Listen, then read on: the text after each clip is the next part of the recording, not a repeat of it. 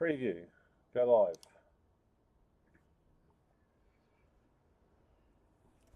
Apparently I am live. You used to press OBS and it used to just go, it's live. Now you've got to go in the studio and hit live as well. So I don't know what's going on, but holy shit. Welcome back, tubers. And what's cracking? Oh yeah. Now I've messed up all my screens. I had it all planned out so I could see what the heck I was doing. I heard you moved to Armenia. Shush, Mike. Is Lithium solar A? Yes, you are. Okay.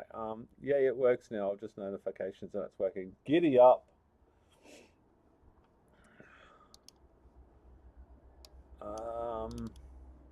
Oh yeah, that'll do. Welcome everybody. Yes, Wayne, welcome. Yeah, it works now. Thanks, Stefan. I'll just call you Stefan for ease of. Smart, just notification. Yeah, it's working. I currently paid £1 for laptop batteries. I think that's about $2. Is that per laptop battery with, like, say, 6 cells in it? And he's on. Welcome back. I seriously had to set 3 alarms to wake up. Well, not actually wake up. I wake up early. It's just getting up is the problem. That's the struggle. Danny, good evening and welcome. Where are you all from? What are you all doing? What projects have you got happening? I've got almost nothing happening at the moment. I got some plans, but I've got to set alarms for them as well. Ah, dearie me. Okay, what we got? That one. That one. I really should have less screens open. Oh, come on.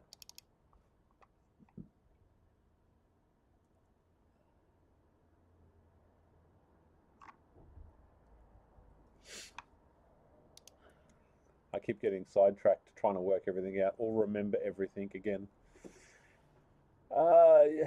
Yes, use closed laptop batteries, mixed manufacturers. Nice. Boston, it's 22:53, so it's at 11 o'clock at night.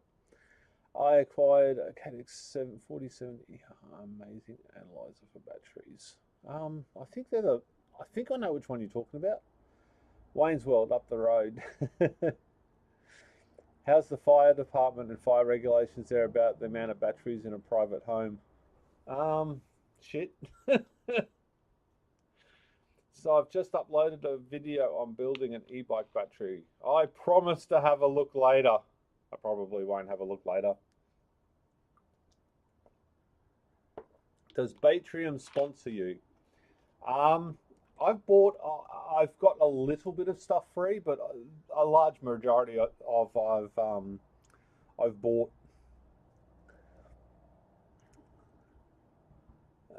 Don't put them in your home. No, not in your home. Please don't put them in your home. I'm actually scared. As time passes, I know everybody in the beginning said, you'll burn your house down and you'll die and all this sort of stuff.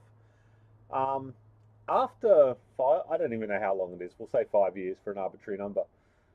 I'm starting to get a lot more cautious with my batteries. I check them more often, a lot more often than news guys. See, I don't do any videos when I'm fixing stuff because I find it extremely boring to have to spend an extra 2 or 3 hours fixing a battery when putting a couple of new cells in or finding hot cells takes minutes. You throw it up on YouTube and all of a sudden it takes hours, and I just don't want to spend that time anymore. Joe's, I can't even read that, sorry dude.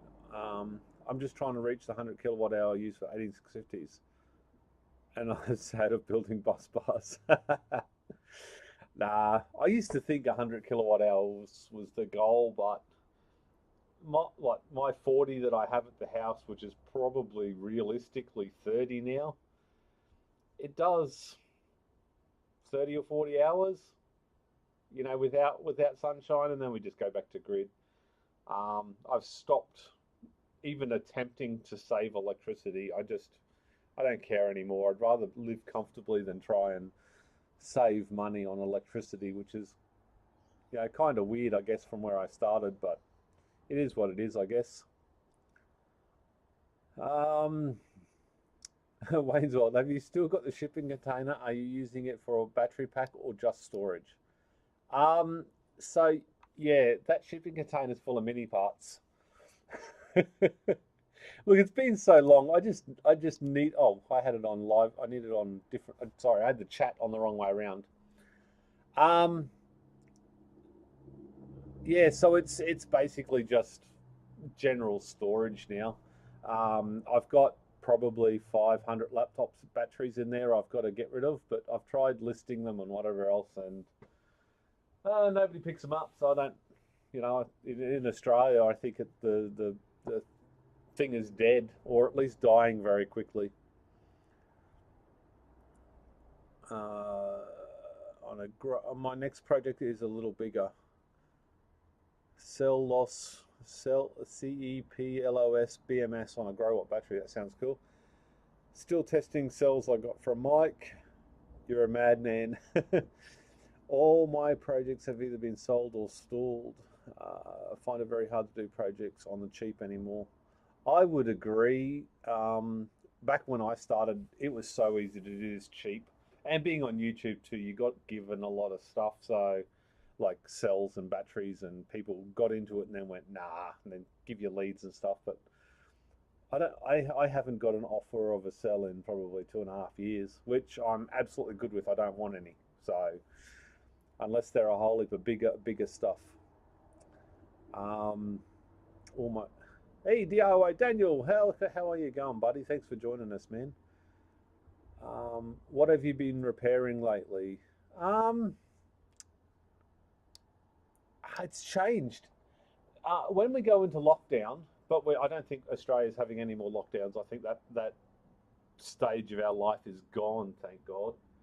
Um, so when in lockdown, lots and lots of kids' devices, Xboxes, PlayStations, PS5s, PS4s, Series X, and just the Xbox S and X, HDMI ports for timer ICs, USB ICs, couple of memory modules here and there, um, CD-ROMs, hard drive replacement, stuff like that on PlayStations and Xboxes. I've stopped doing Switches now, Nintendo Switches, just because just a nightmare. And then all the regular computer crap that you do every other day, replacing parts, I guess, and reloading Windows and telling little old ladies how not to do things on the internet. And that's a thing, unfortunately. At what age did you start finding interest in batteries and solar? Like 10 years ago. So, was that 30, 38, 39-year old? And I've been doing the computer repairs and all that sort of stuff for a lot longer, about 25 years. Gary Stewart, what advice can you offer people starting out with Powerwalls? That's simple. Check your insurance policy to see whether your insurance company will cover anything that burns down. I think that'd be the first thing. Thereafter that, large format cells, unless you've got a cheap supply of little cells and you've got more time than money, I'd be going large format cells. I don't think I'd go this, actually I wouldn't go this way again. It just turned, what do you say? I'm kind of humbled because it started off as a joke and Jehu was doing it, then it worked, and then it got popular on YouTube, and then I felt um, I felt the need to keep producing content. And I think I went down this rabbit hole where I resented even looking at a battery, and I literally went, other than other than maintenance, I literally went over a year without doing a single thing with batteries, like deliberately, like making a plan to do it. I still tinkered around, like with servicing, and I, played around with ideas of trying to get back into it all the time. I just couldn't do it. Um, It doesn't make sense to buy a laptop anymore when you get LifeBox cheap. Yes, but I think lithium solar on that, there's still our projects and DIY Powerwalls as a community scales very well. And it's not just about me and you having tens of thousands of cells and just going huge. It's about the people with 5 and 10 cells in the middle of India that can read a book because they're going, oh, we can do this. We can see this. We've got an old laptop battery, and all of a sudden it becomes this circular sort of, or more circular recycling. In the day, those cells would have just gotten thrown out, and people might not have even thought they were a viable thing. So I think for the third world countries, or even people without the means to buy new stuff, it's still very viable if you've got time and not money. I wouldn't do it again, but that doesn't mean it hasn't got its place in the world. I think a year too early, else I would have gone the other way for sure. That seems like a common thread. How many 18650s do you need to harvest to get my girlfriend to love me? Well, they're the right size and shape. You just join them all together and just keep going until she's happy with it, I guess. Cringe. That wasn't very well thought out. Well, it depends on how many get inserted into a toy. I don't know. I'm reclaiming cells from electric scooter batteries, usually low cycle, high amp from there. I found this. I found and heard that the electric scooter batteries are often just flogged out. They are high amp draw, and they're just fully charged and they're fully discharged. And usually when they're discharged with the throttle wide open, so they don't last very long, and they don't always seem to be what they should be in there for batteries. Great fan from Jamaica planning to start my 18650 quest. Any pointers where to get best cells? And I don't know Jamaica very well. I haven't hardly been out of Brisbane, Australia, so get where you can and work from there. I never finished my 18650 build. I got my first LIFO pack for. I don't think I'll ever finish it. Yep. Everyone. I'd say a lot of people are selling up, but a lot of people are giving them away. I used electric scooter batteries. Thanks, Harvard. Switching the inverter charger to multi plus 2 to enable phase compensation. Is phase? I don't even know what phase compensation is, dude. But I do love Victron. I've got one Victron charger, and I love it. The little app that it's got, you just Bluetooth in, and it's just one single 30 amp charger. Oh, I love it. And I'm not replacing all my MPP solar gear because it's all still going, but I do love that gear.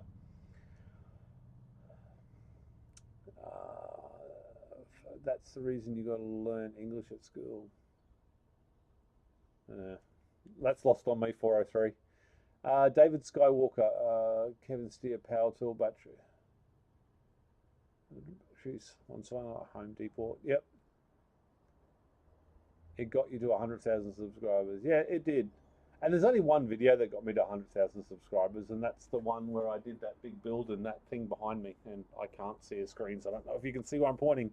But that video got me 30 or 40,000 subscribers or something on one video. So that's pretty cool. But I can't replicate it, and that's depressing as all get out. It's up to the old YouTube algorithm.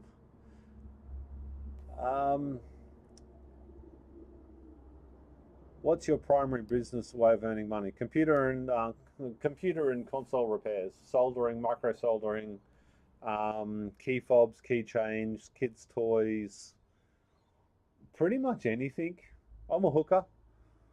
If you're going to pay me, I'm going to do what you want, as long as I can actually do it and I don't hurl doing it. I'm up for it. Advice: first time wanting to make a 7-cell power, a caravan BMS, testing and selection. If you're in a caravan, I would just be going some good commercial battery. something with a warranty, something that's tried and tested, something that's proven, something that has a built-in BMS, and go from there. A caravan, you don't want to be locked inside if one of those cells go thermal if you're using 18650s or something like that. So, use the LifePack 4 cells, a really good BMS, not a cheap one, something that can handle the heat, the potential heat inside of a locked caravan, something that can handle the vibrations and the moving around and bumping up and down the road. I guess that would be my recommendation. However, I've never built something like that, so that's just what I've read and learnt.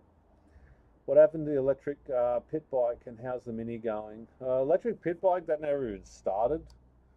I have been revisiting that in my head.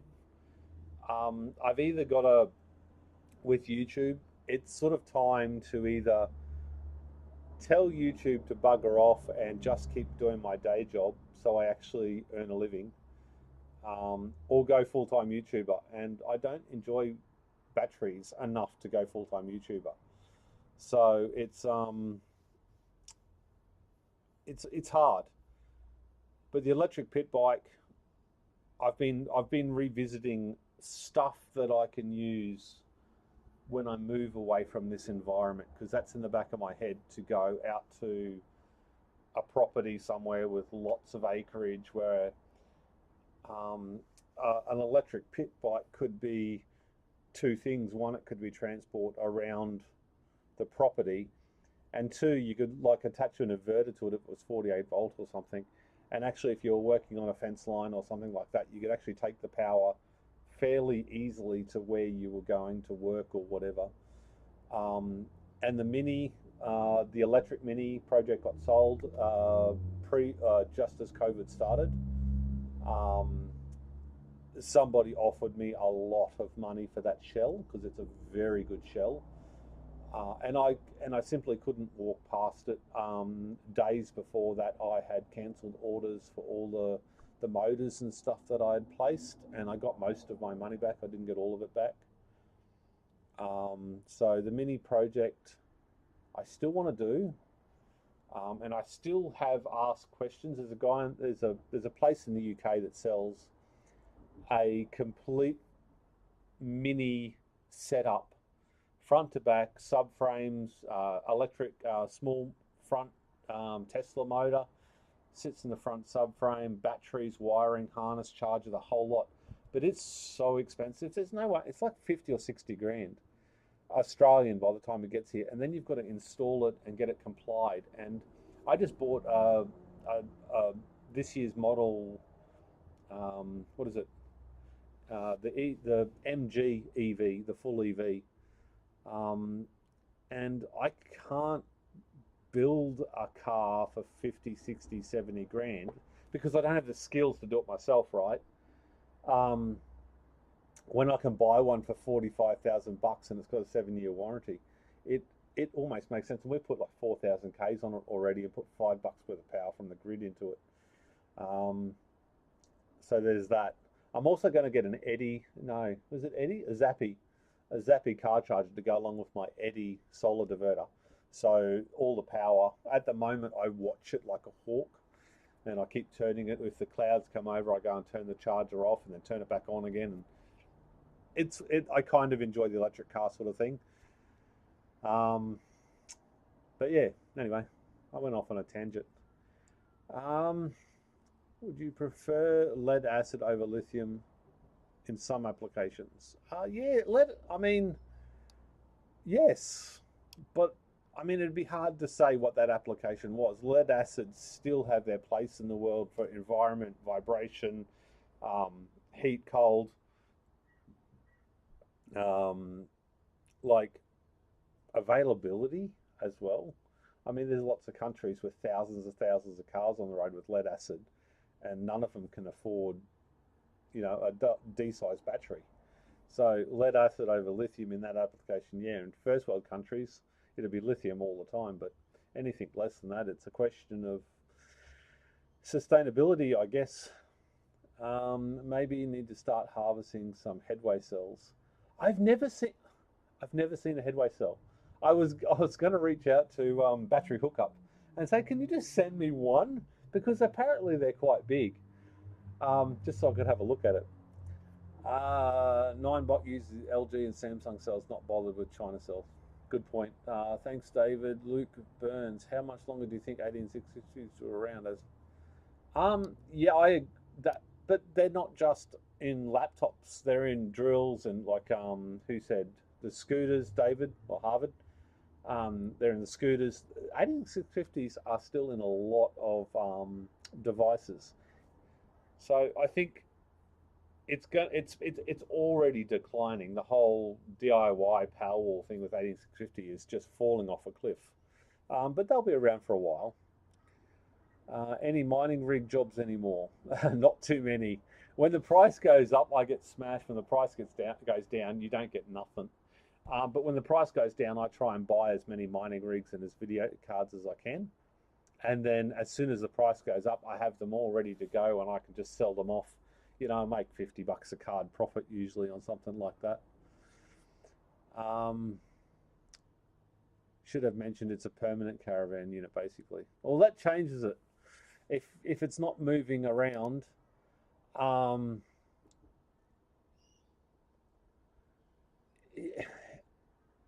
if it's not moving around, I think it changes the whole metric of it. And if it's got its wheels off or something, you can put the battery outside without any problem. So that changes it. Thank you very much, Mike. Dan L. Never work hard in your life. That's all I have ever done is worked. I have worked and worked and worked since I was 14 years old. Nobody has given me a cent except for what I have now. Except for YouTube. But I think I work for that too. I think Dan L will be probably gone soon. Phase compensation is a 3-phase grids connect. The Multiplus 2 uses battery to balance the combined power of all phases to 0 watts. That sounds cool. I don't have 3-phase power, but that sounds very cool. Do you think Tesla Powerwalls or other new Powerwalls with warranty are worth it too then? Yes, they have their place, but you've got to be careful of the ROI. If you bought a Tesla Powerwall in Australia, say a Tesla Powerwall 2, I honestly don't think there is much chance of you doing anything more than breaking even with it. The only benefit, from experience, the only benefit I can see to it is if you lose power often and you don't lose a freezer full of meat, or because meat's quite expensive in Australia for some unknown reason. It's just, you know, that's the only way, if you had constant outages, that you'd actually make your money back from it. So, and then your warranty is,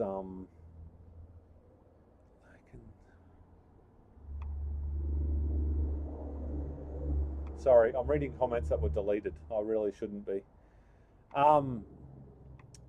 Yeah, I don't know. Let me know what you think. That's just what I think. I have 4 of them here, never used. I'll send them to you if it was easy to ship. I'll send you some honey in return for $100 in postage. Looking good from Brussels, Belgium. Pip Lover. Not going to ask why or how, but welcome. 21700s are becoming very common in power tools for the discharge current. Cool. I've caught up with the chat. Giddy up. 53 people watching. That's not bad considering how long I haven't been here. Yeah. Baz, using Watchman 4 now. No, there's no reason to switch to a Watchman 5, and I'm not even sure they're selling the Watchman 5 anymore. I think the Watchman Core is the go-to now. A much more modular. If you blow something up, you don't replace the whole thing anymore.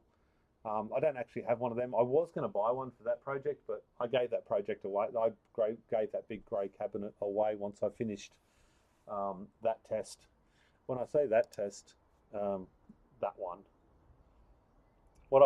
If you're on Instagram or my Facebook, HBPowerwall on Facebook, I'm actually I don't even know if this is going to work right, but I'm going to give it a crack. Is it that one? Hey, look, the system works. My son stole the Stream Deck. I wonder. Display, capture, image. I should have done this before. Video capture device. Add existing. That one? Okay. That's way too big. Let's put it down there so you can actually see me. So with the, oh, that's the wrong one. So that's my house battery. Watchmon 5. So this is the one on the bench just here. And what I'm trying to do is, it's just as much a learning process as anything else, is completely discharge my battery and get a capacity of the battery with just the Watchmon 5. It's insanity considering what it's doing. I think 15 to 30 watts discharge current, and I think I've seen the maximum of about 0.4 of an amp. It's getting up there. It jumps around a bit, so you don't pay much attention to it. But it's literally going to take, I think I worked it out yesterday, 56 days to test the battery. Which, although it would seem like a good idea at the time for a video, I don't think it's going to be a very good time in the video. That battery is better gone and out of here. It's going about 1,000 kilometers away to somebody's paddock to run something. Yeah, I don't know where I went off on that tangent or why. Oh, that's right, the Watchmon 4 to the Watchmon 5. But yeah, the Watchmon 5 works well. I don't have all the long ones to deal with. The cabling's pretty easy. It's nice and clean and tidy. I do like it. And with a fan, I can just balance all day long and it just keeps going. Need Tesla Powerwall or other Powerwall because we are off-grid, middle of nowhere, and yes, there are loads of power. Oh, there you go. But if you're in the middle of nowhere, you could, for the cost of a Powerwall, well, for the cost of a Tesla Powerwall, or even a couple of them, I think you said earlier, get some LiFePo 4 batteries, the 305 amp hour ones or whatever.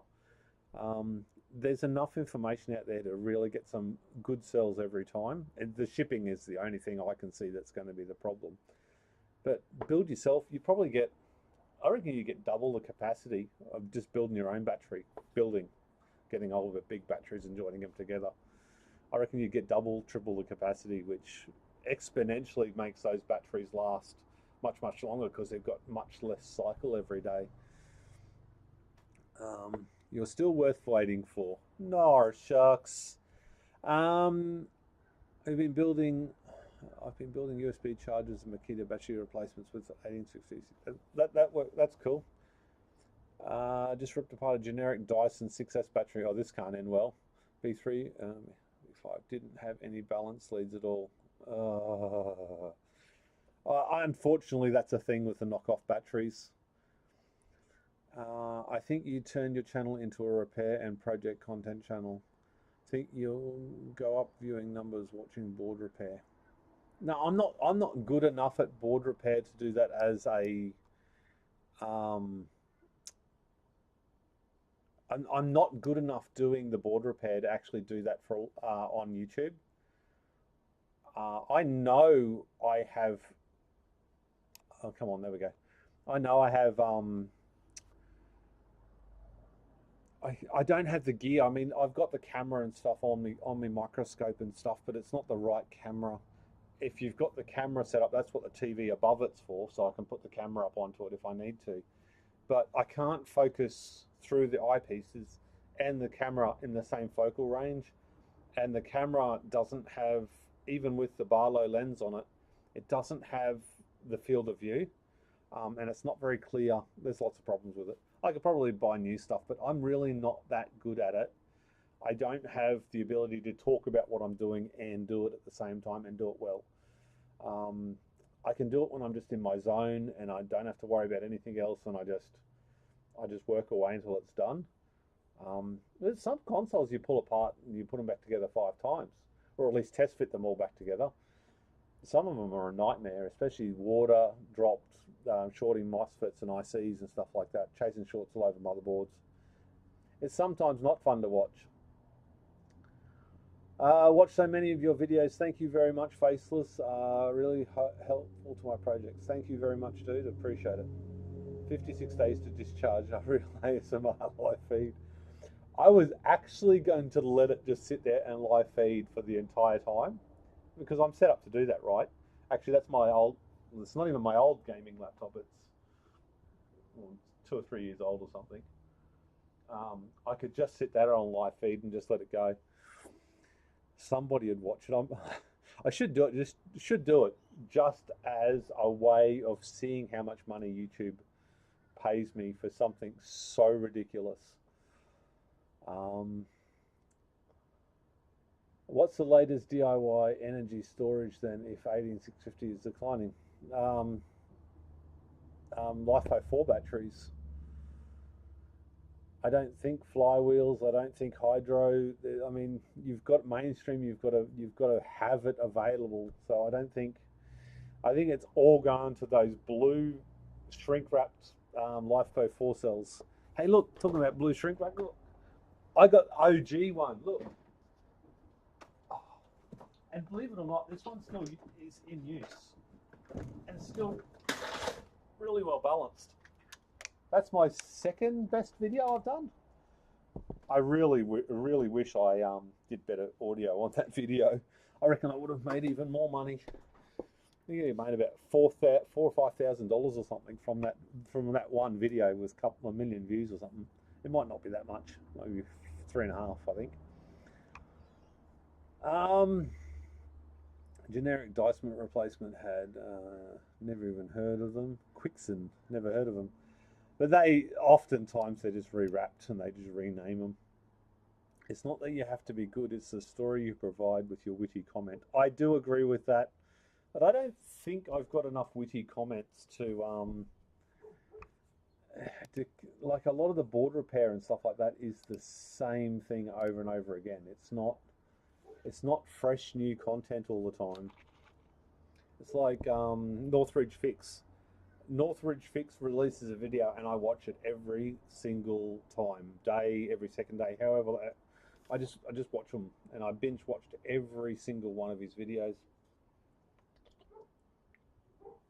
Lewis Rosman, extremely good at what he does, but has become a bit more of an activist, and I have no interest in that. Somebody made a rule, I'll try and follow it, and if I can't, I'll try and get away with it. Lewis is really trying to do the right for repair thing, and I do commend him for that. It's just not my cup of tea to watch. In the infancy stages of collecting 8650s, opening packs, drills, laptops, Dyson, charging themselves up, eventually capacity fast. Building Average Joe bulk type charger. Yes, you should do that. Average Joe rocks. You've been an inspiration. Thank you very much, David. Over here in the Netherlands, it can be pretty humid. We have low temperatures in the winter. Would you consider heating or warming the batteries before charging? Well, I'm in Australia, right? So I've never had that problem. I have heard lots of people saying, well, all that they do is they put their inverter inside where their batteries are, and the warmth from the inverter is enough to keep the batteries over freezing temperature in most climates, and away it goes, and you just do it, I guess. Is the 7S system still going? Hey Wayne, yeah, that's the Watchmon 7.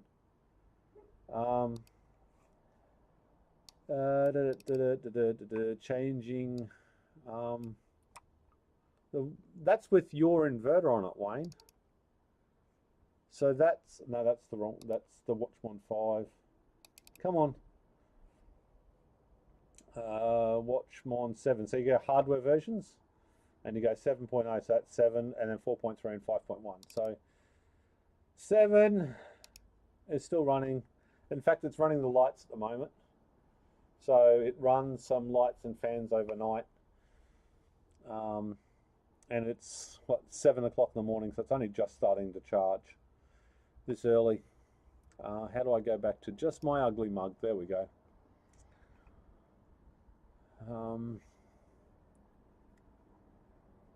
Please, Peter. That meat, that one there, through the hole underneath my YouTube play button, which is all the way over there, hidden on the back wall.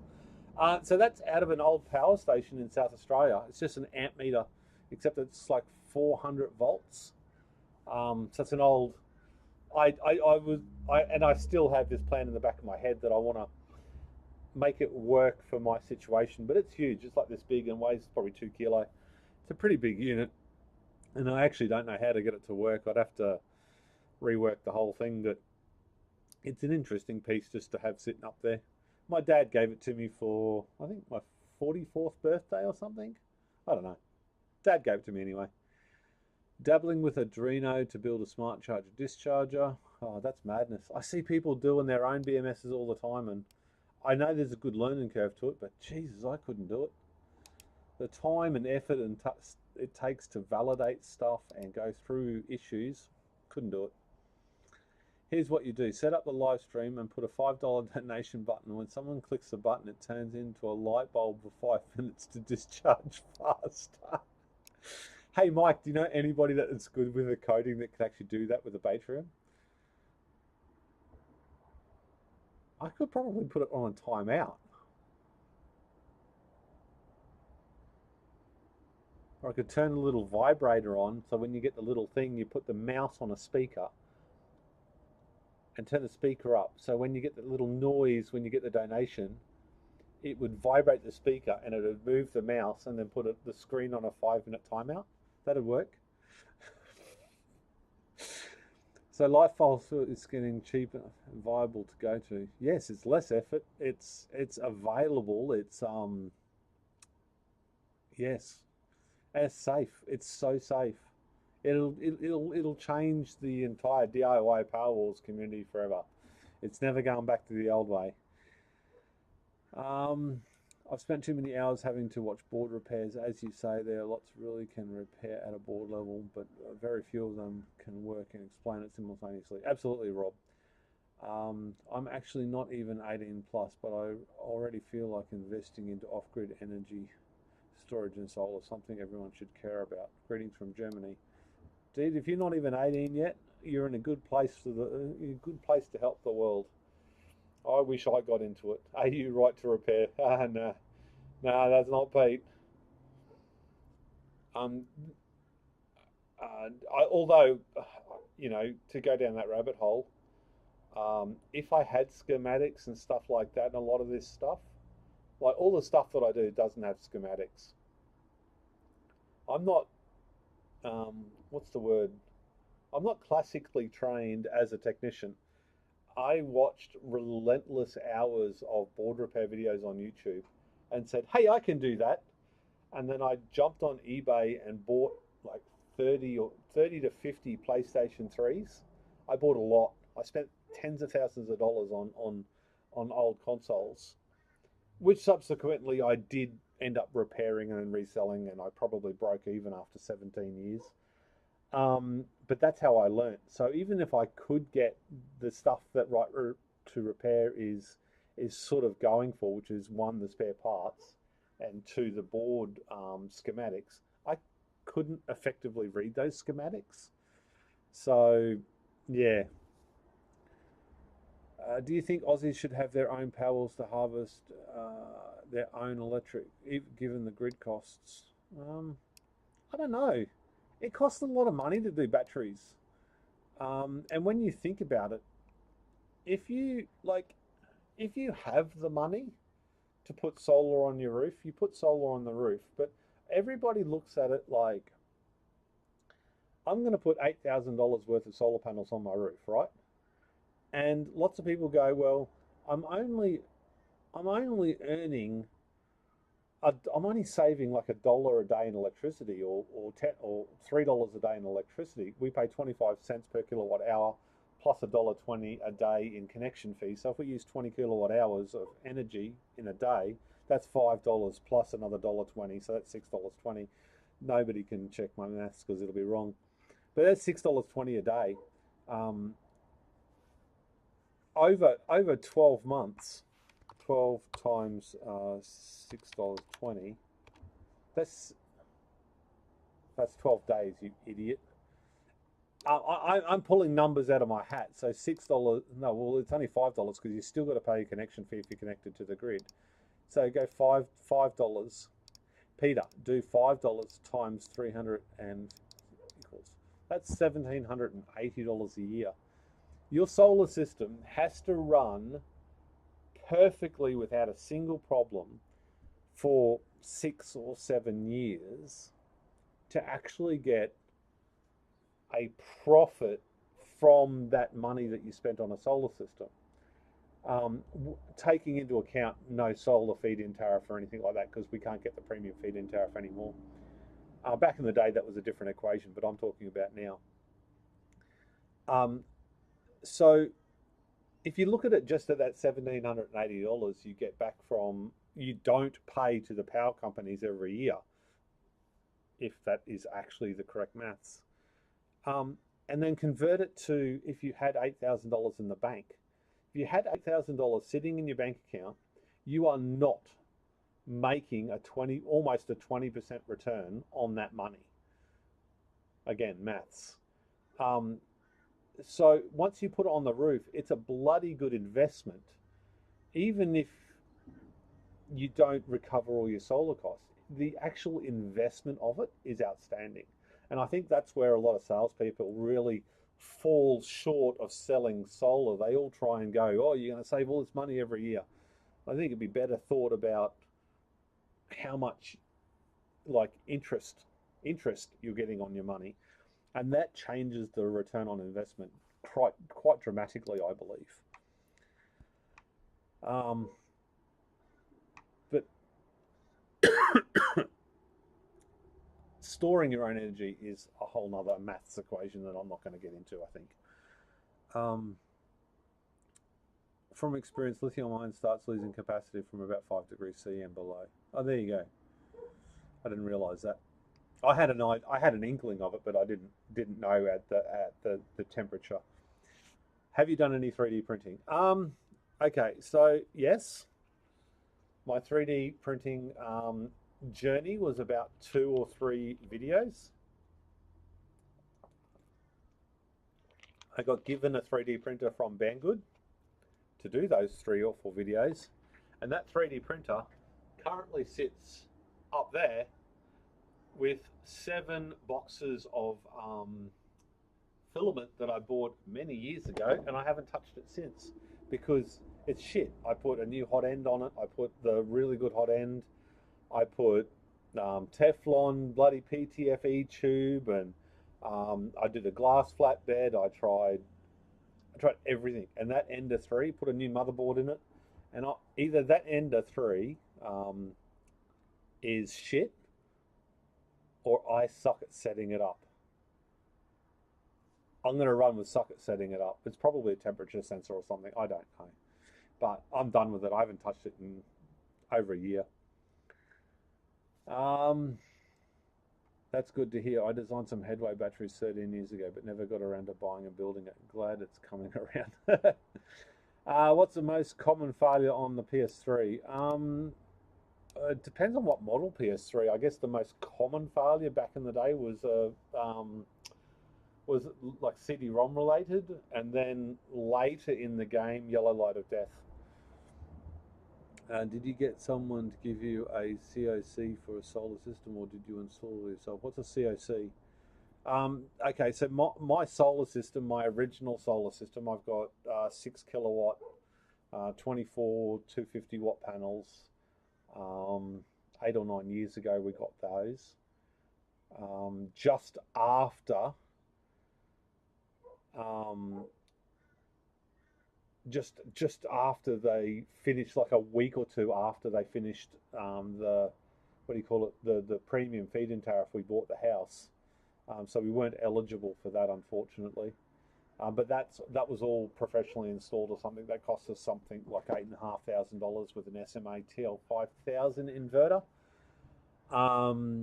And the guy was really, really good about it because we didn't have a way of paying that much money up front. So, and we couldn't, at the time we just bought a house and we had the extra money, but we couldn't pay it. And the solar company says, don't worry about it. Just pay it. Just pay your maximum amount every week. And over 10 days, we got it all paid off. And before it was paid off, in fact, the second day we started paying it, it was all installed on the roof. So, and then all my off-grid stuff I did myself up until early 2020, and nothing has changed since, just because of the new laws in Australia. And I'm not sure where that lies with legalities, insurance, and things like that. If I leave it all the way it is, and I can prove it with YouTube videos, which is easy, there's a grandfathering rule with old laws where as long as I don't change anything, the old laws still apply, or the old rules and regulations still apply. You should give that filament away before it goes off. I've tried selling the printer and all the filament for $200 and not a single person messaged me. So I couldn't give it away if I tried. Matt says hi. Hi, Matt. From England. Electrical certificate of compliance. I gathered that's what something was. You know, what do we have? We have CEC, which is Clean Energy Council, which does a lot of the solar stuff, and then Australian Electrical Authority or something like that. They're the people that walk around with a big stick and smack people like me on the hands and go, "Oh, you shouldn't be doing that." So, it's quite heavy for what it is. 80 50 cells. What do we got? We got an hour already. 40 people watching. Come on. The chat stopped. I've caught up. What's going on? 32 likes, 336 views, 6-minute average duration. I'm losing it. I should be getting better than that, but Pete talking shit, what do you get? Do you do board repairs, or is it just easy to replace the boards? We can't get the boards. That's the thing. With a lot of this stuff, you just simply can't buy them. You can't get a new board from Sony. In fact, if you send it back to Sony don't even fix it. They just replace it, and they charge you for a whole new one. So I have things like this. I have things like that, and that is all different motherboards. Well, it's mainly, actually this box is mainly PlayStation 4. And then I just go through each one when I need stuff. Like HDMI encoder IC, the filters are above it. That's the old HDMI encoder IC just there. It's probably been taken off and doesn't work. But even like you get people that bend these pins and rip them out, and these plugs on the motherboard, they get ripped out all the time. The CD-ROM, memory chips fail. You got the MOSFETs here; they go all the time. You know, people pull this apart, and the clamp, that's a that's an Xbox Series X. No, that's an Xbox One X motherboard. So you can use all the HDMI ports off that. You can do lots of all the ports that people just rip shit out of. So I got boxes and boxes and boxes full of motherboards and stuff, and then I've got other containers over here where I strip all the parts that you use all the time, and you sort of have them all ready to go, sort of thing. You pre-tin everything and clean everything up. Dad is using old laptop batteries for headlamps. Nice. I tried fixing a plasma TV power supply, tested MOSFETs, diodes, capacitors, replaced. Can't get standby power. The problem with that sort of stuff is, again, you don't have a diagram. You don't know what the capacitance of stuff should be. You don't, I mean, you can work out the gates and stuff on the MOSFETs, but you don't know, you know, it could be a coil that's stuffed, and you don't know the resistance of a coil, or it might be, I don't even do power supplies. I've got, again, when you go through the power supplies,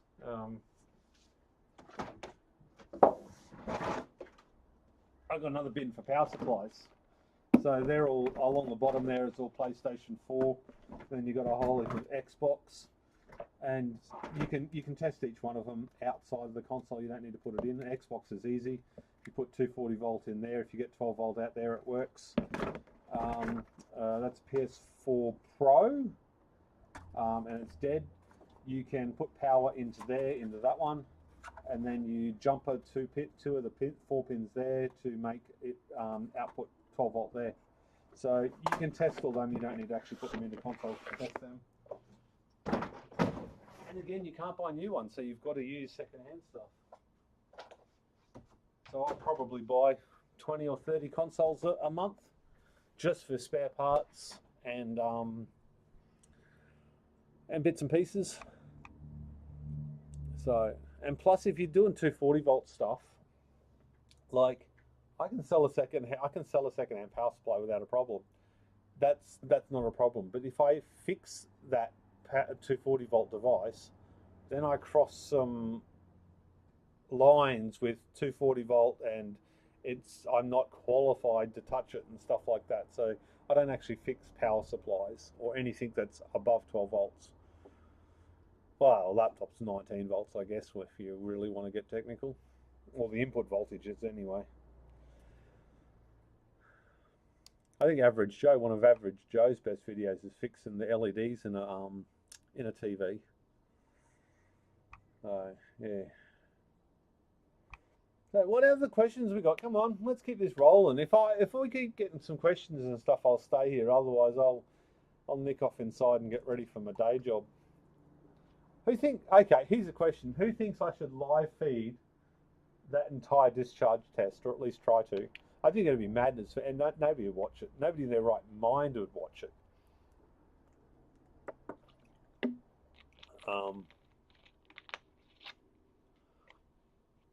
Are you still collecting 1850s or giving some away? I've given every single...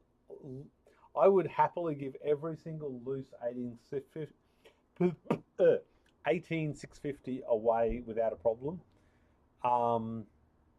Hey, John's back. Don't delete John's comment. That's his thing. Every single video John binged watched every single one of my videos. I'm sure of it, and put pretty much the same comment into hundreds of videos. So thanks for the interaction, John. I do realize you're there. Sometimes I don't know how to reply. Yeah, so the 18650s, I don't want any more. I wouldn't accept any if anybody had come up with them. I tried giving away all those pink cells and nobody wanted them. Now I'm just using them for replacement parts, I guess you'd say. What other used cells other than 18650 we would recommend? I've never used anything other than 18650s. Nothing. I think the 21600s or something for that one e-bike battery I did. That's all I've done. Plenty of people not in their right minds. A friend is looking to use 18650s to run his model train. That'll work well. Model trains aren't that heavy, I guess. Right, how? Off to bed. Yeah, that I think 2, is that degree C? That's a bit cool. So the only safe way to build a battery pack is having a fuse per cell. I definitely think the fuse per cell... What is Dion? What are you retracting all your messages for? So the only having a fuse per cell, I do. Some batteries I've done with 5 cells and 1 fuse, but the fuses, people think the fuses are there for when this one cell goes 0 volt. In my sorry, John, I kept reading ahead. In my testing and stuff like that, a cell level fuse isn't when one cell fails and it dumps a whole heap of energy in, because that cell fuse can do 5-10 amps, you know, but it's when you dead short the entire battery and all the fuses just instantly vaporize. That's what the cell level fusing is for. If you didn't have the cell level fusing and you short circuited, and sometimes when you short circuit something, it welds whatever you've got in your hand doing something stupid to the terminals, and everything just shorts out, and it'll just catch fire and turn into a fireball within a minute. So the cell level fusing is for that one rare event. When everything breaks and falls off the wall, or a car hits, 10 meters away and goes through the gutter and through the fence, through my shed wall, and hits my pack onto the ground. That's what the cell level fusing is for. So safe is a questionable thing, I guess you'd say, but it's safer for sure. Most don't know how to reply to me. It's actually really good because it's a simple way of creating interaction, and I make more money from interaction. In fact, this video here, I honestly don't think I would have got 1 million views with it had I have not used the same shit music through the whole video on repeat. Because I literally got so sick of editing the video, I said, fuck it, let's just do this. If I hadn't have done that, and I didn't have literally thousands of comments saying shit music, I don't actually think the video would have done any good. So it's interesting. Interaction is the best thing for YouTubers. If you just do a thumbs up and that's it on every video you watch, you're helping that creator more than you know. A thumbs up, like a thumbs up as an emoji, and doing a thumbs up on the video, I guess you'd say. And I'm just looking at 40 likes and 386 views, so what's going on there? Some thumbs up. We've got 48 people watching concurrently at the moment. How we can double it to 80 likes? Brazil, welcome Edison. A lithium battery is cheap in Australia compared to online sites. No, lithium batteries in Australia are horrendous because everybody puts a premium on them. Because the insurance companies and stuff like that want more money, so everything costs more in Australia. Well, not everything, but Weet-Bix costs less.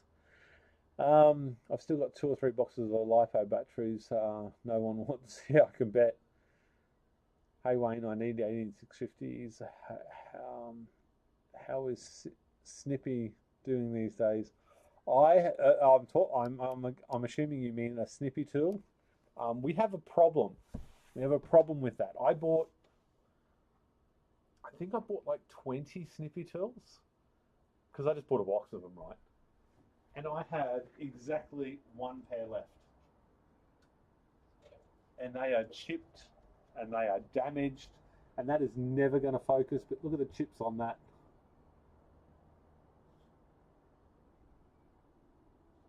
It's my last pair of Snippy tools. I'm not sure what happens after once these pass into the next life. But I use them for everything, right? Cutting your nails, sanding stuff down, cutting open packages. They're not F18650s anymore. So explain more about that, Wayne. Something fell off your wall or something with some printer? Actually, Wayne's used that printer. Wayne's used that 3D printer more than I have. And he will contest to how shit it is. In fact, I think I tried giving it to you and you didn't take it, right?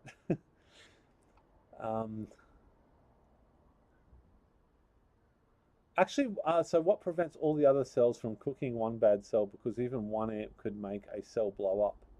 1 amp could make a cell go up. And if you left a cell for long enough and it internally shorted, cells, in my experience, 18650 cells, they degrade in a linear fashion. So a cell that's going to go 0 volts or blow a CID, that's instant, but that's external forces. That's heat overcharging, or something has caused that. That wasn't the cell itself doing something. When the cell itself starts to fail, it might do, I think I worked it out, it's something like 0.01 of an amp. And the cell just goes like 2 degrees hotter than the rest of the cells, and it just dissipates this heat. And that heat dissipates really, really quickly because Well, I only did 4 deep in most of my batteries down there. If it's getting to 1 amp, you've got a serious problem. But your problem's not your battery. The problem is you haven't been maintaining your battery and looking after it in the way it should be looked after. That's not the battery's fault that it goes thermal. That's your fault for not checking it more often. And I'm a bit harsh on that because, you know, lots of people in this world blame the other person or the other inanimate object or the shipping company or whatever else. It's your fault. You know these projects are not safe, when inherently not safe. You can make them safer. But if it's gotten to 1 amp, that cell's getting hot. That cell's, if its internal resistance is high and it's doing 1 amp of discharge, that cell is going to get bloody hot. But at that point, it's going to get so hot, you're probably going to blow the CID. And that's where layers of security or protection comes in. You get to 50, 60 degrees, no, sorry, 60, 70, 80 degrees. That, in theory, that CID should disconnect the battery before that happens. And as long as that cell doesn't go thermal in that period of time, which it still could if you're unlucky, it's not going to vent and it's just going to go to 0 volts and it'll cool down and you won't notice it again.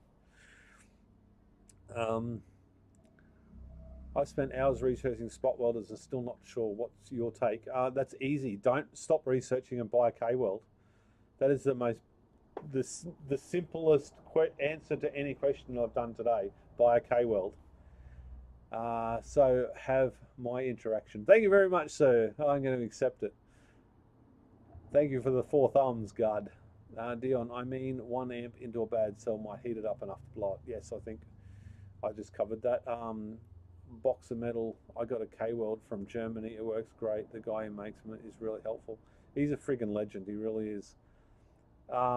There's been so many attempts at beating a K-weld, and you just can't. I'm sorry. It's a bloody good product, built well. And I've never... this would be a big call, but I've never seen a K-weld die just because it died. It's always end user, not enough amps, the wrong battery. You know, there's a recommended battery list and they use some cheap Chinese crap. They short circuit it, they reverse polarity it. I've never seen one actually fail. My community spot welder, which is still a thing, is actually in Sweden at the moment with another YouTuber doing some work. Yes, I sent it to Sweden. It cost over $100 Australian dollars to send that K-weld to Sweden. And then he had to pay fees when it come in. And he got to pay fees when it comes out again. It doesn't matter. And that doesn't, I'm not sending it to everybody. That's just because it was another tuber. And it might get it out there a little bit more. And nobody had used it for about a year as well. Yes, I used it. Biggest pain in the ass ever. And no, I don't want it. Thanks. Really, this is my 3rd attempt at a welder, and this is my best one yet. Building batteries, I'm listening to this. Great inspiration. I do have a question. While spot welding with the K-weld, it is normal for it to take 1 or 2 hits to get a good weld, or is that bad? That sounds like setup.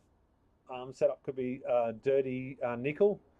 Could be your terminals need to be reground. Your electrodes need to be reground. Or more importantly, you might not have your power settings right. K-weld is like a 3D printer. I think once it's set up, the bloody thing works. And different batteries and different power supplies all change everything. You got to calibrate it. You got to make sure it's right. Basically, read the instructions and the damn thing will work. So many people in this world don't read the instructions. I know this because I'm one of those people.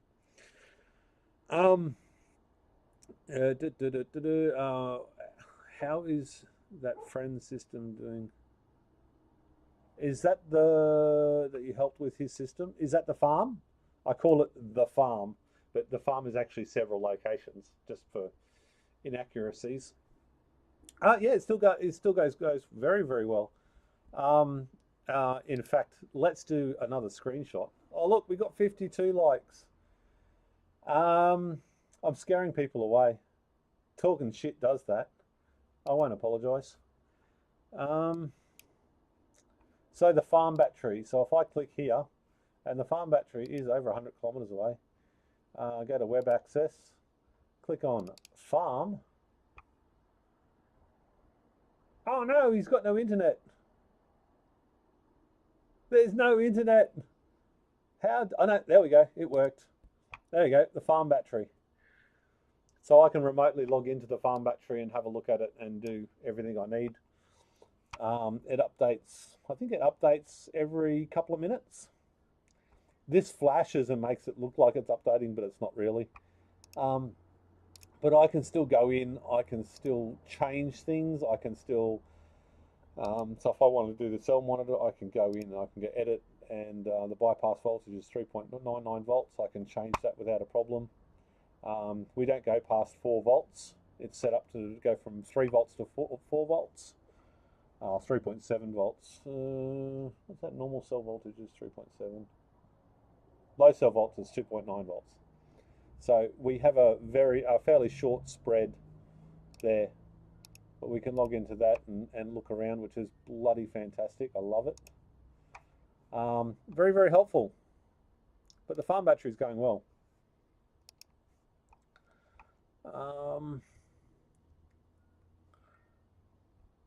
We don't speak of the 3D monsters after 2020. It will go down in history, Wayne.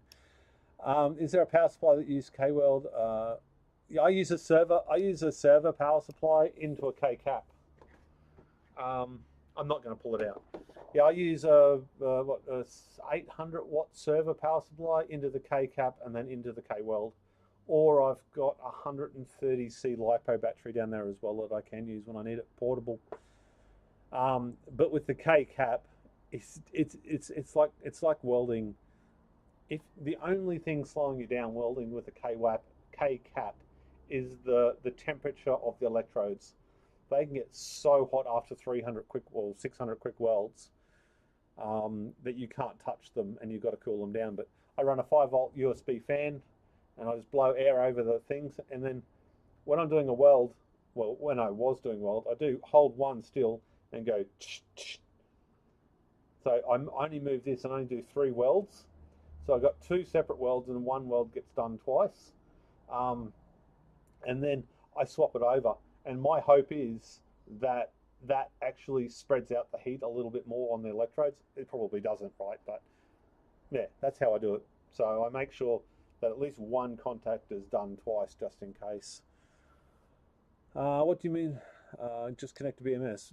Connecting a BMS is that is 1% of a battery. Maintaining a battery is having a thermal camera, a little FLIR thermal camera that attaches to your phone that's a couple of $100 on eBay, and certainly worth the value because you can do efficiency testing of your home and stuff with it as well.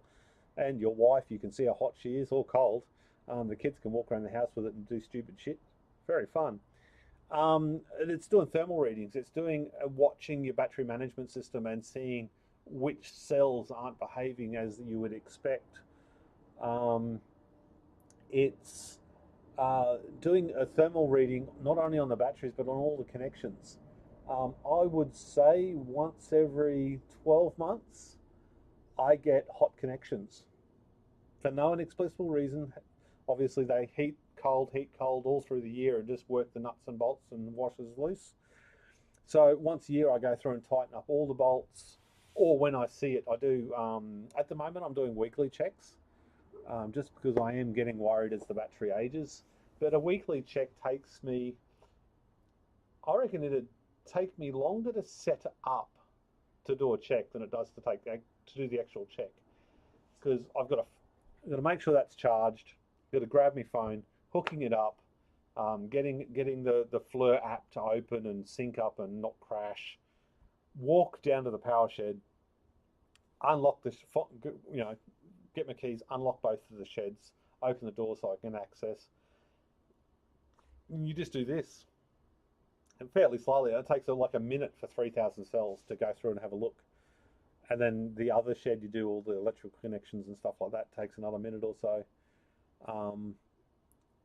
And then you've also got to do rodent checks. So you've got to actually physically inspect all your cables and your wires. I do like cleaning all the spider webs and make sure there's no grass growing in there and crap like that. Just you look for rust, like on the outside of the cells. Make sure there's no rust, corrosion, or anything, things like that. So it's not just a BMS. What's the highest IR of your cells you use in your Powerwall? That's the thing. I didn't check my IR back in the day. I think with this big battery, it was about 50 was the highest I used. But it depends on what cells you use, what voltage you do it. IR is a finicky thing where it changes. The temperature can change the internal resistance of a cell, I believe. Furthermore, I mean, I've got a little IR reader here, IR tester, and look at that. How the heck did I have that there? So I've got this one, and it's a four-pin one, but even that's like 40 or 50 bucks. You can't expect repeatable accuracy from something as cheap as that. So even with that, you hold your tongue differently and it gives you a different reading. But it's better to do it than not to do it still. But it's just, I wouldn't put too much faith into using the cheap gear and saying you've done a resistance test. An unexpected risk source, war. Well, is that unexpected? That's just freaking horrible. Endlessly horrible. Yes, the farm. I think we covered that. Yeah, he's made a case supplies goes with a 1,000 watt PSU and a cap bank. I had to vacuum my 2,000 to the cellar to get less risk of fire. Hello from Kiev, Ukraine. Are you actually in Kiev? That's pretty bloody cool. Well, it's not really, but I hope you're doing okay.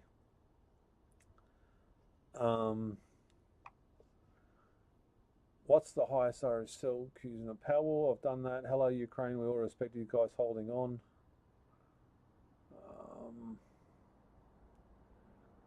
What MOSFETs? I don't know. I've never looked, and I don't have a K-well here to have a look. I'm sorry, Dion. It's in Sweden. Currently building my first pack that sells a harvest between 1,000 and 2,500. I would not use 1,000 amp hour cells. I would honestly not use 1,000 milliamp hours. In hindsight, I think back in the day I used 1,800 was the lowest I used.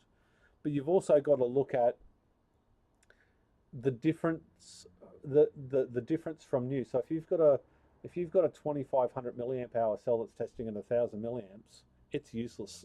Recycle it, bury it, give it a good death. If you're using a 1,000 milliamp cell and it's testing at 950, I mean, I still wouldn't use it, but it's closer to 100% life than completely dead. So you've got to take that into account. IR tester, I've just held that up. Jesus, talking this much sucks. What do you use for IR tester? If you had to do it all over again, would you rather buy larger cells? That's hard because I did it when large format cells weren't available. Today, if I did it again today, I wouldn't YouTube it. I mean, how boring would it be putting a couple of cells together? I mean, Mike's done a few videos and they don't get the crazy views that you can get with doing really big projects. And I think human nature wants to see people do stuff that's hard and takes a long time, and people want to watch that. They don't want to watch something easy and boring and, you know, put three things together. I think YouTube has become for me, it's become a place of people wanting to be entertained, but also learn. Well, I guess it's always been that, but the big batteries, I wouldn't have been able to build a YouTube channel out of it, so it's kind of hard. I would never want to do it again, if that's answering your question in any way, means or form. How are the cooling fans working out in the shed? They work fine. They just keep going. I replace the fans probably every 18 months. Okay, I purchased the same IR tester. Yeah, they go all right. What with the IR tester, what I ended up doing was getting a couple of big headed nails and a little bit of plastic tube, like fish tank air pipe tube. And I sort of put it over that, so it was like a softer thing on the nail, and then literally nailed one end to the bench, and then put a couple of nails to create a little gate. I could slide the cell in, and then I could hold, and I had marks on the desk, so I could hold the electrode in, and it gave a consistent reading. Well, a more consistent reading. So it took out one hand and made it a little bit more consistent. So if you make a little jig, you can actually speed it up a lot. I think towards the end, I actually had only nails on one side, or I even think I went to a piece of board. So I could just slide it up against the board, slide it up against the end, and then hold the end on with a couple of marks on it. And it worked really, really well. Yeah, but you can't expect a 15 to 20 USD dollar discharger that also does charging, discharging, capacity test, and all the rest, and uses a bunch of springs as a resistance tester. It'll give you an idea, it doesn't give you a result. You could do an IO test with a good multimeter resistor and some maths. You absolutely could do that, but you couldn't do it at scale, not cost effectively. Seems like all the time, all the electronics needed cost more than the end buying large cells. Less electronics, less time to assemble, less time, small failure points. Yes, you reduce everything. Time, failure points, even the battery management. It changes what the battery management software, the battery management has to do. It puts less load on the battery management. You look at mine, and mine gets raped. Absolutely gets smashed just because of the sheer amount of balancing it has to do to keep my old battery balanced. Yes, I could go an active balancer, but I have a fundamental hate of active balancers and the way that they've been advertised. They don't do what they say they do on the box. They're not a safety device. They are simply, I would call them a commissioning device, and that's about it. You use it to commission the battery, and then you disconnect it. My dog and my wife just visited me. Give me a second.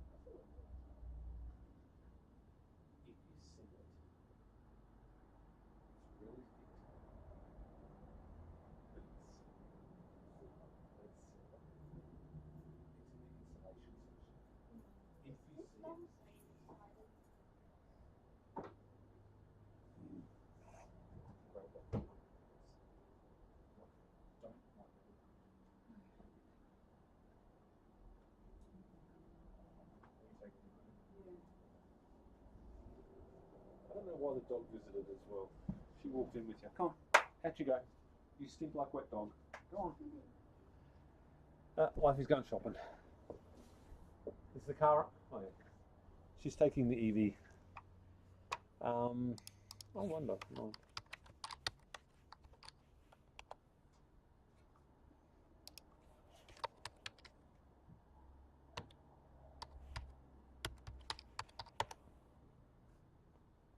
That's not working. That's disappointing. Ignore me, everyone else does. Rightio. Why is that playing in the background? I was actually playing myself in the background. I'm back. Little Carla is not very precise. No, but it is a good budget thing. C8 charger shows IR. I think most of them show IR, except for the C4. What do I use? The Opus, they do as well. But the Opus, I did a test, and I think I did the same 4 cells 100 times back in the day. And although you got some consistency, over the 100 test, it was terrible. Absolutely bloody terrible. Only the 4-pen measure IR device. I think they're better. I still don't think they're too precise. Hey Pete, hey Mick, Maxine, you are right. Cody, forgive me if you've answered this question. What have you got started in battery power? What got you started in battery power, and how much background did you have in electronic finance? Okay, so I got started solely because of Jehu was messing around with 18650s, and he said that there was Jehu, Renault Super Genius. And there wasn't too many others other than that, not publicly doing stuff with 18650s. So Jehu was trying to do his Samba van and trying to get extra batteries and doing Jehu's thing. And he was the car. And I thought, well, I've got to do something different. So I'm going to run my house. I made a joke about it. I had half a dozen. And if you look in the playlist on my thing, you see the very first in the 18650 journey, the video that I did.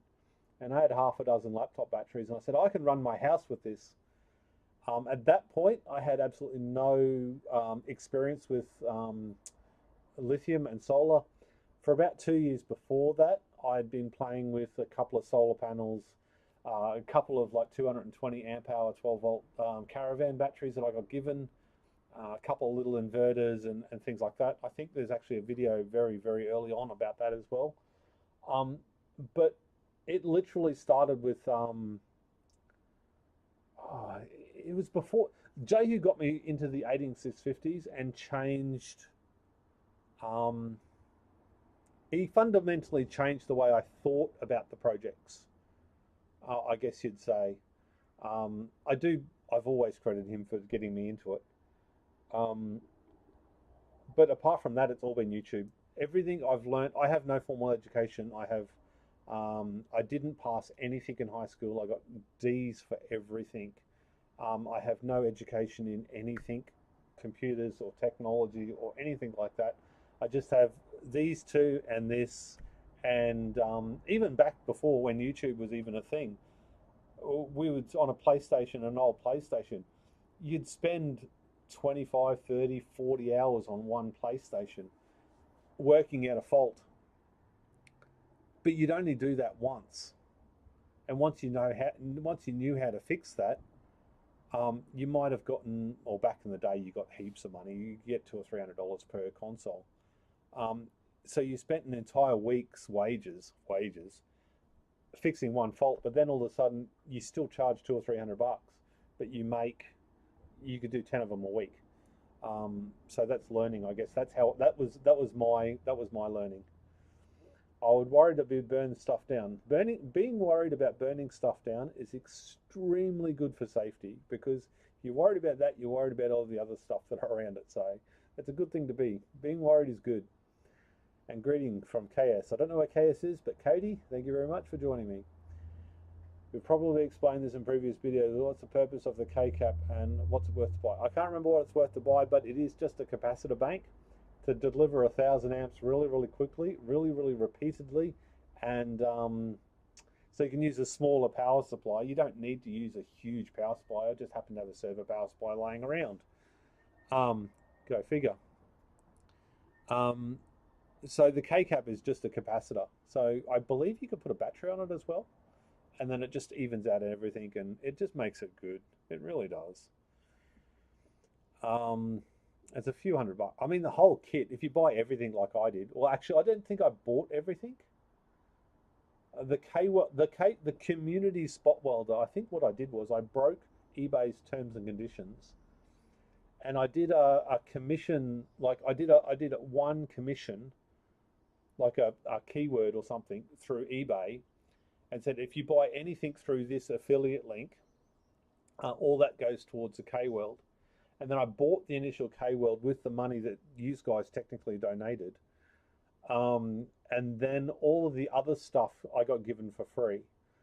So basically, if the community spot welder has a problem, and which it doesn't, but I needed new electrodes and I wanted to update it, and I simply messaged him and he just sent it over to me. So it's maintained as much as it needs to be. It's just good. Dion Port, I'd say the K-cap is like a storage tank. Very good analogy. Well done, thank you. Yes, I'm from Kiev, 20 kilometers away from the front line. Holy heck, where it is now. Many risks, of course, but 8650 in a Powerwall just in cases that increases that risk. Dude, I got mad respect for you boys over there. Um, I don't know what to say, but greetings from Germany. Any advice to what you do with non-1850 cells? For example, 1670, the flat ones. No, I have no idea what to do with them. No idea. I started with 2 deep cycle marine batteries and quickly learnt why it's dumb to use those. Oh, I went down this rabbit hole. I remember when I had these 2 big batteries, these 2, what do you call it?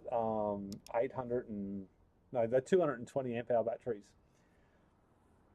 And I've got a photograph on my personal Facebook page somewhere from many, many years ago. We had some really big floods, I think 2002 or something. We had some really big floods in Brisbane where a lot of people got washed away and we lost power for literally days and days and days and days and days, which is a first for around here. And my kids were in the kitchen and I run an extension cable from the shed all the way into the house, run the fridge, the freezer. And my 2 daughters just piled around and they just had every device plugged into this poor power board. And that was in the early days, but one of the cells dropped in one of those batteries.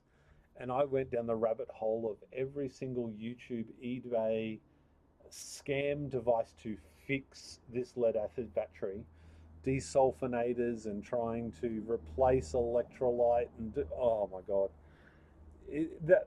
I since know that the cell itself had dead shorted and there was nothing you could do to fix it. But that again, that was all learning, and it cost me a bit of money, but I did learn. Wouldn't go down that rabbit hole again. And then I think after that I got those big, 330 amp hour 6 volt batteries, and that run my house for about a year. But that was 880 amp hours or something in total capacity written on the side of the battery. And the reality was I couldn't get 5 kilowatt hours out of it each night. So there was probably 200 amp hours or something. But the batteries were old and they are still, they're not running anymore. They're out in a pallet somewhere. I've got to recycle them. They're at a mate's place. Actually saw them on the weekend. When I went and did my beekeeping weekend last weekend, we got 150 odd kilos of honey.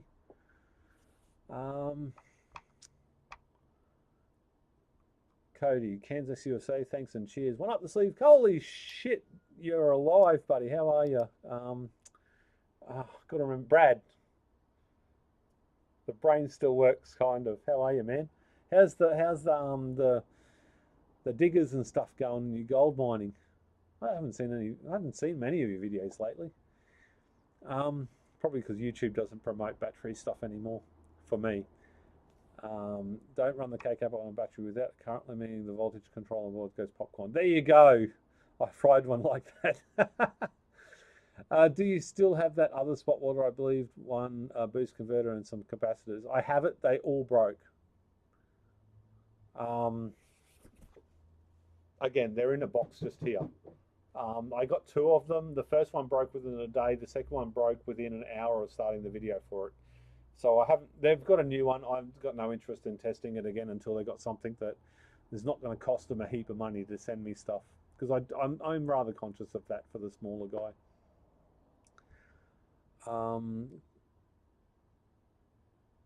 Rather use the current limited supply on the K-cap. Yes, clearly.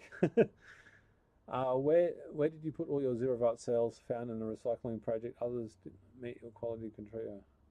The 0-volt cells all went to Willawong Recycling Centre. Lead acid, you should only really discharge to 50%. Yes. In the end, those lead acid batteries, I charged them as much as I possibly could, and I discharged for everything they had. And I think after I finished with them here, they went out to the farm and run the farm for another, I mean, he couldn't get an entire night out of them, but he still run them on the farm for another year or 2 or something after I gave them to him. Yeah, but he had a very small load. I was running a whole house. He was only running like one fridge, a light and a television. So it was completely off grid. So you very much watch your power. Do I see cheer drives on the bottom left? Is this left? Is this your left? It's actually my left. No, that one's just sitting in there because I had to do data recovery on an old 500 gig hard drive for a customer. And then there's I think 8 or 10 terabyte there for my secondary, I don't know what you call it. That's my first backup for YouTube. And then I've got another cold backup for YouTube that does once a month. And then there's a scratch drive there and 1 terabyte NVMe, 6,000 megabits per second or mega transfers per second, whatever you call it. No, that's the editing rig, Mike. That is Mike. That is the original Chia mining case that I bought. Do you have a beekeeping? If not, please make one. Yes, I did do a beekeeping channel. We only put one video up and I can't be bothered doing it anymore. Trying to split my channel up is just too hard because I got Battery Hasher, which I think I'm gonna put Battery Hasher back together again. If you want to see that, let me know in the comment section below. What else we got?